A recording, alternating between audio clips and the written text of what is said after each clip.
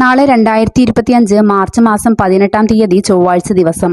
നാളെയും തുടർന്നുള്ള ദിവസങ്ങളിലും നിങ്ങൾ അറിഞ്ഞിരിക്കേണ്ട പ്രധാന വാർത്താ അപ്ഡേറ്റുകളാണ് ഇന്നത്തെ ഡെയിലി അപ്ഡേറ്റ്സിൽ ഉൾപ്പെടുത്തിയിരിക്കുന്നത്. ഒന്നാമതായി, മഹാത്മാഗാന്ധി തൊഴിലുറപ്പ് പദ്ധതിയിലെ അംഗങ്ങൾക്ക് കേന്ദ്ര സർക്കാരിന്റെ ഭാഗത്തുനിന്നും അനുകൂലമായ തീരുമാനങ്ങളാണ് ഇപ്പോൾ വന്നിരിക്കുന്നത്. കുടിശ്ശിക ഉൾപ്പെടെയുള്ള ആനുകൂല്യങ്ങൾ വൈകാതെ തന്നെ നൽകുന്നതിനുള്ള നടപടികൾ സർക്കാരിന്റെ ഭാഗത്തുനിന്നും വന്നിട്ടുണ്ട്.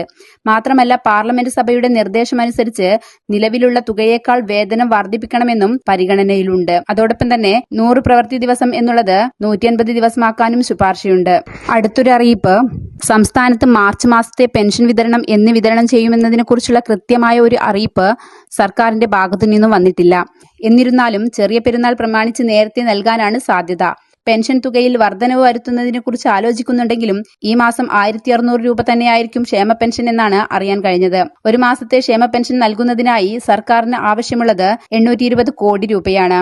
സംസ്ഥാനം കടുത്ത പ്രതിസന്ധിയിലാണെങ്കിലും കേന്ദ്രം അനുവദിച്ച 12,000 കോടി കടമെടുക്കുന്നതുകൊണ്ട് ഈ പ്രതിസന്ധി താൽക്കാലികമായി മറികടക്കാം. അടുത്തതായി, റേഷൻ വ്യാപാരികളുടെ വേതന പാക്കേജും വിദഗ്ധ സമിതിയുടെ റിപ്പോർട്ടും സംബന്ധിച്ച കാര്യത്തിൽ ഭക്ഷ്യമന്ത്രി എത്രയും വേഗം ചർച്ചയ്ക്ക് വിളിക്കണമെന്ന് റേഷൻ വ്യാപാരി സംഘടനകൾ ആവശ്യപ്പെട്ടു. മാർച്ച് മാസം ചർച്ച നടത്തി ശമ്പള പരിഷ്കരണത്തിൽ തീരുമാനം വരുത്താമെന്നായിരുന്നു ജനുവരിയിൽ മന്ത്രിയുടെ ഉറപ്പ്. എന്നാൽ എപ്പോൾ ചർച്ചയ്ക്ക് വിളിക്കുമെന്ന കാര്യത്തിൽ ഉറപ്പില്ല.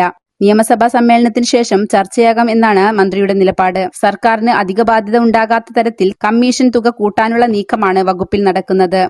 ജനുവരിയിൽ ചർച്ച നടന്നപ്പോൾ വേതനം പരിഷ്കരിക്കുന്ന കാര്യത്തിൽ മാർച്ച് മാസം തീരുമാനമുണ്ടാകുമെന്നായിരുന്നു. ഇതിനിടയിലാണ് റേഷൻ മേഖലയിലെ സമ്പൂർണ്ണ പരിഷ്കരണം ശുപാർശ ചെയ്യുന്ന വിദഗ്ധ സമിതി റിപ്പോർട്ടിലെ വിവരങ്ങൾ പുറത്തുവരുന്നത്.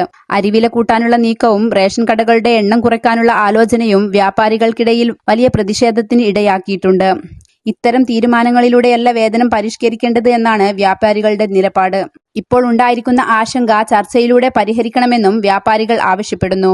എന്നാൽ സമിതിയുടേത് ശുപാർശ മാത്രമാണെന്നും ഇക്കാര്യത്തിൽ സർക്കാർ തീരുമാനമെടുത്തിട്ടില്ലെന്നുമാണ് മന്ത്രിയുടെ വിശദീകരണം. കേരളത്തിൽ ഒറ്റപ്പെട്ട ഇടങ്ങളിൽ നാളെയും തുടർന്നും ഇടിമിന്നലോട് കൂടിയ മഴയ്ക്ക് സാധ്യതയുണ്ടെന്ന് കേന്ദ്ര കാലാവസ്ഥാ വകുപ്പ് അറിയിച്ചു. കണ്ണൂർ, കാസർഗോഡ് ജില്ലകളൊഴികെ 12 ജില്ലകളിലും അടുത്ത 2 ദിവസം കൂടെ ഒറ്റപ്പെട്ട മഴയുണ്ടാകുമെന്നാണ് പ്രവചനം. ഇടിമിന്നൽ അപകടകാരികളായതിനാൽ കാർമേഘം കണ്ടു തുടങ്ങുന്ന സമയം മുതൽ തന്നെ മുൻകരുതലുകൾ സ്വീകരിക്കണം. ഇടിമിന്നൽ എപ്പോഴും ദൃശ്യമാകണമെന്നില്ലാത്തതിനാൽ ഇത്തരം മുൻകരുതലുകൾ സ്വീകരിക്കുന്നതിൽ നിന്നും വിട്ടുനിൽക്കരുത്. ഇടിമിന്നലിന്റെ ആദ്യ ലക്ഷണം കണ്ടുകഴിഞ്ഞാൽ ഉടൻ തന്നെ സുരക്ഷിതമായ കെട്ടിടത്തിനുള്ളിലേക്ക് മാറണം. തുറസായ സ്ഥലങ്ങളിൽ തുടരുന്നത് ഇടിമിന്നലേൽക്കാനുള്ള സാധ്യത വർദ്ധിപ്പിക്കുമെന്നും ജാഗ്രത വേണമെന്നും കാലാവസ്ഥാ കേന്ദ്രം അറിയിച്ചു. അടുത്തതായി, സ്വർണ്ണവില പരിശോധിക്കുകയാണെങ്കിൽ വെള്ളിയാഴ്ച ചരിത്രത്തിലെ ഏറ്റവും ഉയർന്ന വില തൊട്ട സ്വർണം നേരിയ തോതിൽ വിലയിൽ കുറവ് വന്നു.